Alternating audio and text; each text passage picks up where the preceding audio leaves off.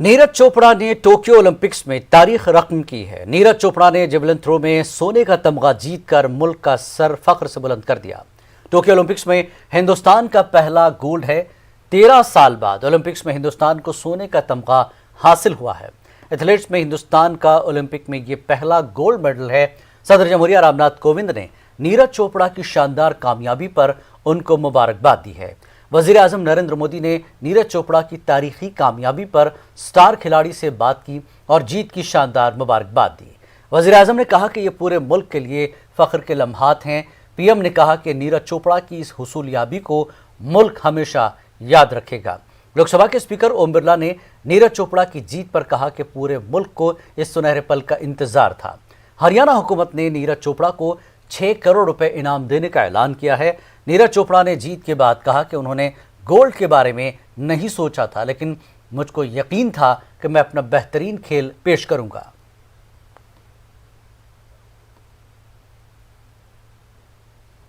Olympic इतिहास में आज भारत ने पहली बार ये इतिहास बनाया जहां एक और नीरज चोपड़ा ने शानदार प्रदर्शन करके स्वर्ण पदक जीता है। इतिहास व्यक्तिगत रूप से भी बनाया और देश को भी सर्वाधिक मेडल जिताने में एक बहुत बड़ी भूमिका निभाई है। मैं अपनी ओर से उनको बहुत बहुत बधाई देता हूं, शुभकामनाएं देता हूं। 135 करोड़ भारतीयों का दिल भी जीता है, स्वर्ण पदक भी जीता है और आने वाले खिलाड़ियों के लिए एक प्रेरणा के स्रोत भी बने हैं। बहुत प्रसन्नता और हर्ष का विषय है कि भारत ने पहला गोल्ड जेवलिन थ्रो में नीरज चोपड़ा ने जीता है। पूरे देश के अंदर खुशी उल्लास है। निश्चित रूप से चोपड़ा के कारण जो हमने गोल्ड जीता है उससे देश के नौजवानों को नई प्रेरणा मिलेगी। बहुत अच्छा लग रहा है। मैं सभी का आशीर्वाद चाहूँगा जो उन्होंने हमारे बेटे पर जो संघर्ष करके यहाँ तक पहुँचाया एथलेटिक में, मैं पूरे देश को नमन करना चाहूँगा। जो नीरज का फाइट थी वो जॉन वीटर से थी। जॉन वीटर जो कि जर्मनी से आते हैं और जो चेक रिपब्लिक 2 एथलीटों से थी, वो एथलीट कम्पिटिट नहीं कर पाए, उनके आसपास भी नहीं रहे क्योंकि नीरज ने पहली थ्रो 87.03 लगाकर दबाव महसूस करवा दिया अदर खिलाड़ियों पर, क्योंकि जो बेस्ट 12 होते हैं फाइनल में जाते हैं, जो बेस्ट 3 थ्रो होती है उनके बाद बेस्ट 4 जो बाहर जो लास्ट वाले होते हैं एलिमिनेट हो जाते हैं। जो बेस्ट 8 बचते हैं उनको 3 थ्रो का मौका मिलता है और वो इस देश को जो इन्होंने जो पोस्टर के साथ नीरज ने थ्रो लगाई वो बहुत ही शानदार थ्रो थी और सेकंड थ्रो उनकी 87.53 मीटर लगाकर बहुत ही शानदार थ्रो लगाई और जो आज इस देश का झंडा आपके सामने हमारे सामने आज ऊपर जाएगा, ये बहुत ही बड़ी बात है और गौरवान्वित। टोक्यो ओलंपिक में भारत को अब गोल्ड मिल गया है। जेवलिन थ्रोअर में जिस तरीके से नीरज चोपड़ा ने भारत के लिए गोल्ड जीता है, भारत का जो इंतजार था गोल्ड के लिए वो कहीं ना कहीं खत्म हुआ है। और अब तक अगर हम मेडल्स की बात करें तो भारत के पास 7 मेडल आ चुके हैं, 1 गोल्ड, 2 सिल्वर और 4 ब्रॉन्ज। इसके साथ ही जिस तरीके से लोग इंतजार कर रहे थे और लगातार टीवी पर निगाहें लगी हुई थी कि नीरज चोपड़ा किस तरीके से भारत के लिए गोल्ड लाते हैं और उन्होंने जिस तरीके से भारत के लिए गोल्ड जीता है, भारत के लोगों में खुशी का माहौल है। और जिस तरीके से प्रधानमंत्री नरेंद्र मोदी लगातार जो हमारे खिलाड़ियों का प्रोत्साहन बढ़ाते हुए नजर आ रहे हैं, आप देख भी सकते हैं कि लोग हमारे साथ हैं, उनसे भी हम बात करेंगे। ये बताइए, इंतजार था गोल्ड का वो खत्म हो गया। इंडिया वांट गोल्ड, आज हमारा सपना पूरा हो गया। बिल्कुल, तो लोग जिस तरीके से खुश हैं, कुछ और भी लोग हैं उनसे भी बात करेंगे।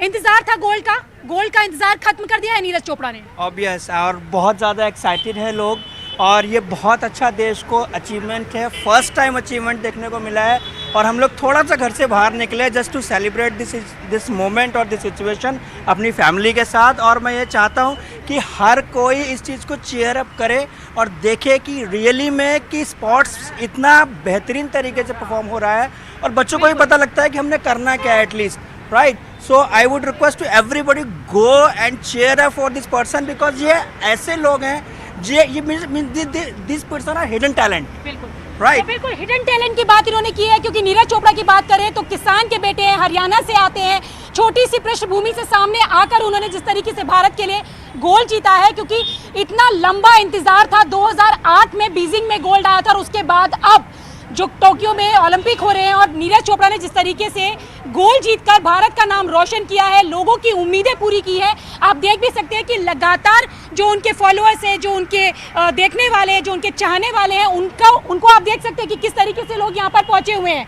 और जिस तरीके से भारत में लगातार खिलाड़ियों को चीयर अप किया जा रहा है, आप देख सकते हैं कि ओलंपिक का जो आइकन है उसके साथ लोग फोटो खिंचवाने के लिए, अपने सिग्नेचर्स देने के लिए यहाँ पर लगातार जुट रहे हैं। आपको मैं दिखाना भी चाहूँगी कि आप यहाँ देख सकते हैं कि चीयर फॉर इंडिया टोक्यो 2020, यहाँ लोग आकर जो जीत है भारत की उसके लिए अपने सिग्नेचर्स दे रहे हैं, जीत की खुशियाँ मना रहे हैं। तो कहीं ना कहीं लंबा इंतज़ार खत्म हुआ है।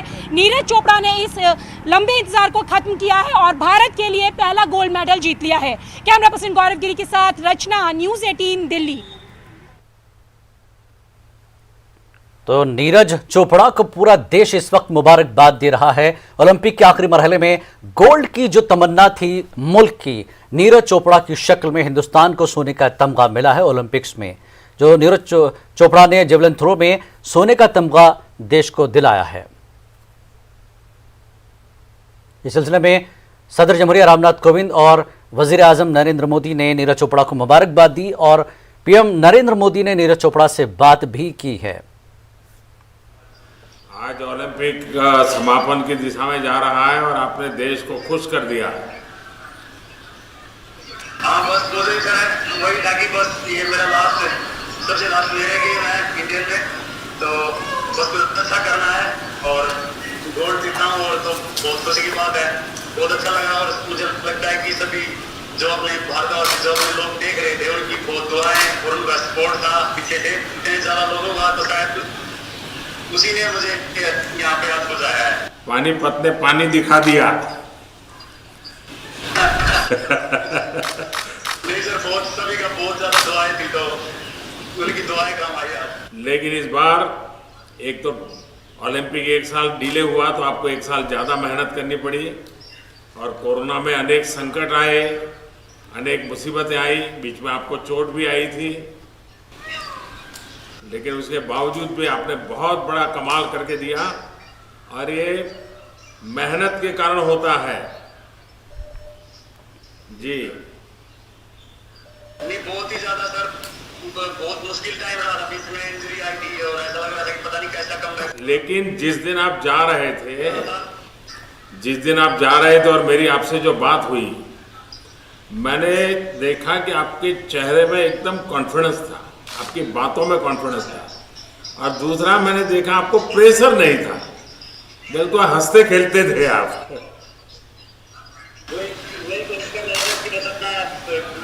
जितनी मेहनत की है बस बिना प्रेशर की कोशिश कर रहा था कि अपना 100% दूं, क्योंकि यही ऐसा दिन था लाइफ का जहाँ पे जो सबसे जरूरी था मेरी स्पोर्ट्स कैरियर का, और मैंने यहाँ पे आज अपना पूरा 100% दिया और अपने देश के लिए। नहीं, आपने देश का नाम रोशन किया है और देश की युवा पीढ़ी को इसके कारण खेल के क्षेत्र में आगे आने का मन करेगा। तो नीरज चोपड़ा से पीएम मोदी ने बात की, खुशी का इजहार किया, मुबारकबाद दी और नीरज चोपड़ा ने भी पीएम से बात करते हुए खुशी का एहसास दिलाया। आगे बढ़ेंगे। जम्मू कश्मीर के कुलगाम के पम्बी में मिलिटेंटों ने पुलिस पार्टी पर हमला कर दिया, जिसके नतीजे में एक पुलिस एहलकार शहीद हो गया। शहीद हुए पुलिस एहलकार की शिनाख्त निसार अहमद के तौर पर हुई है। सिक्योरिटी फोर्सेस के जवान जय वारदात पर पहुंच गए हैं। फोर्सेस ने पूरे इलाके का मुहासरा कर लिया है। मिलिटेंटों की तलाश जारी है। एलजी मनोज सिन्हा ने इस हमले की शदीद मजम्मत करते हुए कहा कि मिलिटेंट कभी भी अपने नापाक अज़ाइम में कामयाब नहीं होंगे। मुंबई कुलगाम की इस जगह पे अभी सिक्योरिटी फोर्सेस की एक टुकड़ी पे जो है मिलिटेंटों ने फायरिंग की, जिसके नतीजे में अभी जो हमें इतला मौसूल हुई है उसके मुताबिक एक पुलिस कर्मी जो है निसार अहमद करके वो इस जो है हमले में जाँ बहक हुआ है। हालांकि फ़ौज, नीम फौजी दस्ते और पुलिस की टुकड़ियां जो हैं इस जाई वारदात पे पहुंच गई हैं और यहां पे जो है मुहासरा शुरू किया है, पूरे इलाके को कॉर्डन ऑफ किया है। और हम आपको बताएं कि मिलिटेंटों का ताक़ुब किया जा रहा है ताकि उनके न्यूट्रलाइज किया जाए। और हम आपको बताएं कि ये देर गए ये हमला हुआ है और अभी भी यहाँ पे पुलिस पार्टी, जो भी नीम फौजी दस्ते हैं या फौज हैं, वो यहाँ पे मौजूद है और वो मामले की जांच पड़ताल कर रही है कि आया हमला कहाँ से हुआ है और इसमें कौन मुलव्वस है, उसकी पूरी जो है जानकारी हासिल कर रहे हैं। ज़हूर रिजवी, न्यूज़ 18 नेटवर्क, मुंबई कुलगाम। और बिहार में जात की बुनियाद पर मर्दमशुमारी कराने का मामला सुर्खियों में है। अक़लियती तंजीमों ने भी हुकूमत से मुतालबा किया है कि मुल्क में एक बार जात की बुनियाद पर मर्दमशुमारी कराना जरूरी है। ऑल इंडिया मिली काउंसिल के नायब सदर मौलाना अनीसुर रहमान कासमी का कहना है कि इस इक़दाम से कमज़ोर तबक़ात को फ़ायदा होगा, वहीं मुसलमानों की भी सही तादाद मालूम हो सकेगी। मौलाना अनीसुर रहमान कासमी ने कहा कि सही मालूमात नहीं होने के सबब हुकूमत की स्कीमों से कमज़ोर लोगों को फ़ायदा नहीं होता है, इसलिए मौजूदा वक्त में ज़ात की बुनियाद पर मर्दमशुमारी कराने की मांग के साथ बिहार की मुस्लिम तंजीमें भी खड़ी हैं। ये किसी भी मुल्क की तरक्की में सही आंकड़ों की और आदाद शुमार की ज़रूरत होती है, और जिन लीडरों ने ज़ात की बुनियाद पर मर्दमशुमारी की आवाज़ उठाई है ये बिल्कुल सही है। जब ज़ात की बुनियाद पर मर्दमशुमारी होगी तो उसकी सही तादाद का पता चलेगा और रिजर्वेशन और उसके फ़वायद जो दस्तूर में हैं। खास बात इंडिया में एक बार फिर आपका खैर मकदम। अफगानिस्तान से अमरीकी फौजियों की वापसी की शुरुआत के बाद से ही हुकूमत पर काबिज होने के लिए तालिबान की पेशकदमी अब मुल्क के आवाम और अक़लियत के लिए एक बड़ा खतरा साबित हो रही है। मुल्क के कई हिस्सों में काबिज होने के साथ ही तालिबान ने आम लोगों पर मजालिम ढाने शुरू कर दिए हैं। तालिबान के निशाने पर अफगानिस्तान में रहने वाले सिखों के मजहबी मकामात के तालिबान के कब्जे में आने के बाद अब अक़लियती आबादी की जिंदगी भी खतरे में है। अफगानिस्तान के सूबे पख्तियां में चमकानी में वाक़ गुरुद्वारा निशान साहब की छत से सिख झंडे को हटाने के बाद दुनिया भर के सिखों में तालिबान के खिलाफ बरहमी है। साथ ही अफगानिस्तान में रहने वाले सिखों की जिंदगी बचाने के लिए भी लोग फिक्रमंद हैं। हिंदुस्तान के सिख तबके के लोगों ने हिंदुस्तान और कनाडा हुकूमत से इन सिखों को अफगानिस्तान से बाहर निकालने की अपील की है। आज मेरठ में सिख गुरुद्वारा प्रबंधक कमेटी और सिंह सभा ने यूएनओ और हिंदुस्तानी हुकूमत से इस मामले में मदाखलत और कार्रवाई की अपील की है। पहले तो वहाँ पे लाखों की तादाद में सिख और हिंदू इकट्ठे थे जो मंदिर और गुरुद्वारे की सेवा करते थे। अब मैंने सुनने में आया कि हज़ारों में रह गए हैं, 1000 भी नहीं होंगे। और मैं कनाडा गवर्नमेंट से भी, भारत सरकार से भी कहूँगा कि उन्हें जो है वापस या तो इंडिया या कनाडा गवर्नमेंट से अपील है कि उन्हें वहाँ ले जाया जाए, जो उनकी जान माल बचाई जाए, उनकी सुरक्षा की जाए। हमने कल खबर इसी बुलेटिन खास बात इंडिया में चलाई थी, जिसमें दिखाया था कि किस तरह हैदराबाद का एक 10 साला लड़का अपनी बहन के कैंसर के इलाज के लिए कबूतरों को डाला जाने वाला दाना फरोख्त करने पर मजबूर है। क्योंकि इसके घर वालों की माली हालत अच्छी नहीं है, इसलिए महंगा इलाज कराने से वो कासिर है और मजबूरन 10 साल के भाई को दिन रात पैसे के लिए जद्दोजहद करनी पड़ रही है। खबर नशर होने के बाद तेलंगाना के वजीर इंफॉर्मेशन टेक्नोलॉजी के तारक रामाराव ने न्यूज़ 18 से राब्ता पैदा करके बच्चे और उसके घर के पते की तफसील मांगी। इसके अलावा भी कई गोशों से मदद के हाथ आगे बढ़ रहे हैं।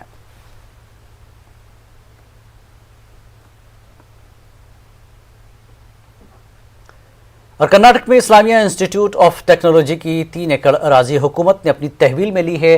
बेंगलुरु में इदारे के जनरल सेक्रेटरी नसीर अहमद ने कहा कि हुकूमत ने आरएसएस के दबाव में आकर यह कदम उठाया है। नसीर अहमद ने कहा कि इस सिलसिले में एक मामला अदालत में ज़ेर समाअत है। 12 अगस्त को समाअत होने वाली है, लेकिन हुकूमत ने अचानक ये कार्रवाई की है। इस पूरे मसले पर हमारे नुमाइंदे ने नसीर अहमद से बातचीत की। रियासत कर्नाटक के मुसलमानों के लिए इंतहाई तशवीश की बात है। इस्लामिया इंस्टीट्यूट ऑफ टेक्नोलॉजी की 3 एकड़ 20 गुंटा अराजी आखिरकार हुकूमत ने अपनी तहवील में ले ली है। इस मसले पर बात करने के लिए हमारे साथ मौजूद हैं इदारे के जनरल सेक्रेटरी और मौजूदा एमएलसी नसीर अहमद। नसीर अहमद साहब, आखिर गलती कहाँ हुई? ये जो कॉलेज का इस्लामिया इंस्टीट्यूट ऑफ टेक्नोलॉजी का जो मैटर है, ये गलती नहीं हुई है, ये हुकूमत की तरफ से गुंडागर्दी है। जब मैटर हाई कोर्ट के अंदर है और सुनवाई हो रही है और मैटर इज़ पोस्टेड टू 12 तारीख को फिर सुनवाई करने के लिए पोस्ट हुआ है, उस वक्त प्रैक्टिकल एग्ज़ाम कॉलेज के अंदर चल रहे हैं। उस वक्त गवर्नमेंट के लोग, सरकारी लोग और पुलिस के आवाम से मुखातिब होने के लिए हमारे मुआशरे को अच्छे खतीब व वाइज दरकार हैं। अच्छे खतीबों की कमी हर दौर में महसूस की गई है। इस कमी को पूरा करने के लिए all India Muslim personal law board के सेक्रेटरी और खानकाह रहमानिया के सज्जादा नशीन हज़रत मौलाना मोहम्मद उमरीन महफूज रहमानी आगे आए। मौलाना उमरीन की रहनुमाई में मदारिस दीनिया की तलबा, उलमा कराम और असरी तालीम से वाबस्ता अफराद के फ़न खिताबत में तरबियत की गई। इदारे सौतुल इस्लाम ने ऑनलाइन खिताबत कोर्स का आगाज़ किया था। इस एक माही कोर्स की बहुस्न खूबी तकमील अमल में आई। मालेगांव शहर की मस्जिद लबीब अनवरी में एक माह खिताबत कोर्स का आगाज़ किया गया, जिसमें मालेगांव समेत मुल्क भर के तकरीबन 200 अफराद को फ़न खिताबत से रोशनास करवाया गया।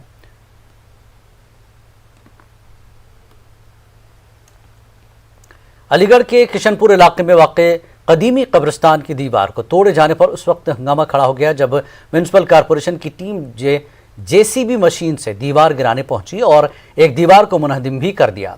जैसे ही कब्रिस्तान के जिम्मेदारान को खबर मिली, वो लोग बड़ी तादाद में मौके पर पहुंच गए और कॉरपोरेशन की टीम के खिलाफ कार्रवाई का मुतालबा करने लगे। किशनपुर इलाके का ये कब्रिस्तान आज दूसरे मजहब के लोगों की आबादी के दरमियान आ गया है, जिसमें काफ़ी दिनों से पार्क बनाने का मुतालबा किया जा रहा है। वहीं म्यूनसिपल कॉरपोरेशन इस कब्रिस्तान के कुछ हिस्से की ज़मीन को अपना बता रहा है। इत्तला मिलने पर इलाके के साबिक म्यूनसिपल काउंसलर अब्दुल हमीद और अलीगढ़ के मेयर मोहम्मद फुरकान भी पहुंचे और लोगों को समझाकर हंगामे को ख़त्म कराया। जेसीबी मशीन लेकर दीवार गिराने का काम करने वाले एक शख्स को पुलिस ने हिरासत में लिया। वहीं महकमे के अफसरान का कहना है कि गलती में ये दीवार मुनहदिम हुई। जो लोग भी इसके लिए कसूरवार हैं, उनके खिलाफ कार्रवाई की जाएगी। मरकजी हुकूमत ने राजीव गांधी खेल रत्न अवार्ड का नाम तब्दील करके हॉकी के जादूगर मेजर ध्यानचंद के नाम पर रखा है, जिसके चार जानिब से सताइश की जा रही है। अलीगढ़ मुस्लिम यूनिवर्सिटी कोऑर्डिनेशन कमेटी के अराकीन ने हुकूमत के इस फैसले की सताइश करते हुए कहा कि यह हुकूमत का अच्छा कदम है। उनका कहना है कि खेल के सभी अवार्ड खिलाड़ियों के नाम पर ही रखे जाएं। हैदराबाद कर्नाटक होराटा समिति के नायब सदर डॉक्टर अब्दुल रज़्ज़ाक उस्ताद ने कहा कि सबका साथ सबका विकास बीजेपी हुकूमत का नारा है, लेकिन हाल ही में काबीना की तश्कील के दौरान शिमाली कर्नाटक के साथ जानबदारी बरती गई। उन्होंने कहा कि बसवराज मुंबई काबीना में जनूबी कर्नाटक से 20 और शिमाली कर्नाटक से सिर्फ 9 लोगों को शामिल किया गया। इस तरह शिमाली कर्नाटक के तहत हैदराबाद कर्नाटक इलाके से सिर्फ 3 लोगों को वजारत दी गई, जबकि अक़लियतों को यकसर नज़रअंदाज कर दिया गया। मुल्क की जानी मानी सीमेंट कंपनी जेके सीमेंट ने एक ही दिन में सरकारी स्कूलों में 250 रैंप बनाने का नया रिकॉर्ड कायम किया। जेके सीमेंट ने समाजी जिम्मेदारी निभाते हुए जयपुर जिले के दही इलाके के स्कूलों में रैंप की कमी पूरी की। बनाए हर राह आसान के जुमले को पूरा करते हुए जेके सीमेंट ने इन स्कूलों का रुख किया जिनमें रैंप नहीं था और वहां पर ज़रूरतमंद बच्चों को मुश्किलों का सामना करना पड़ता था। इस मौके पर मुनक्किदा प्रेस कॉन्फ्रेंस को खिताब करते हुए जेके सीमेंट के ब्रांडिंग हेड राघु और जोनल हेड हरीश खुशलानी ने कहा कि सरकारी स्कूलों में रैंप की कमी से माजूर तलबा को परेशानी होती थी और बहुत सारे बच्चे तालीम के हक से महरूम रह जाते थे। रैंप बनने से इनकी अब हर राह आसान होगी। कि हम एक ही दिन के अंदर लगभग 250 रैंप राजस्थान के जयपुर ज़िले के आसपास के स्कूल्स में बनाएंगे। इस संकल्प को लेने के लिए हमें जो प्रेरणा मिली वो हमारे लेट सीएमडी श्री यदुपति सिंघानिया जी के जो मूल आदर्श थे उनको ध्यान में रखते हुए हमने इस संकल्प को लिया कि हमारा ध्येय केवल बिजनेस करना ही नहीं, समाज के प्रति हमारी कुछ दायित्व भी हैं, हमें उन्हें पूरा करना है। स्कूलों में विज़िट करना पड़ा जहाँ पे रैंप की आवश्यकता है, जहाँ पे रैंप की नीड है और जहाँ पे हमें एग्जैक्ट कोऑपरेशन मिलेगा वो रैंप क्रिएट करने में। और उसके अलावा हमको उसके पीछे बहुत ही एक मेहनत एक्टिविटी करनी पड़ी जिसमें साइज़ और एज वेल एज उसकी विड्थ क्या होनी चाहिए, रिस्पेक्टिव जगहों पे उसका यूज़ प्रॉपर किस तरीके से होना चाहिए और उसमें सब चीज़ें मटेरियलाइज करना, हर जगह पे एक ही दिन में मटेरियल पहुंचना और लेबर पहुंचना और वर्क कंप्लीट होना। वज़ीर-ए-आज़म गरीब बहबूद अनाज स्कीम का मध्य प्रदेश में आज से आगाज़ हो गया। स्कीम के तहत रियासत की 25,435 राशन दुकानों पर आज पहले 100 लोगों को राशन तकसीम किया गया। बीजेपी के जरिए रियासत के ग्वालियर चंबल डिवीज़न को छोड़कर बाकी तमाम अजला में उत्सव के तौर पर मनाया गया। कहीं पर बैंड बाजे के साथ घोड़े की सवारी पर बैठाकर गरीब ज़रूरतमंदों को अनाज दिया गया, तो कहीं पर उत्सव के नाम पर फहश डांस भी देखा गया। बीजेपी आज के दिन को जहां तारीखी दिन करार दे रही है, वहीं कांग्रेस ने इसे बेशर्मी के दिन से भी ताबीर किया है।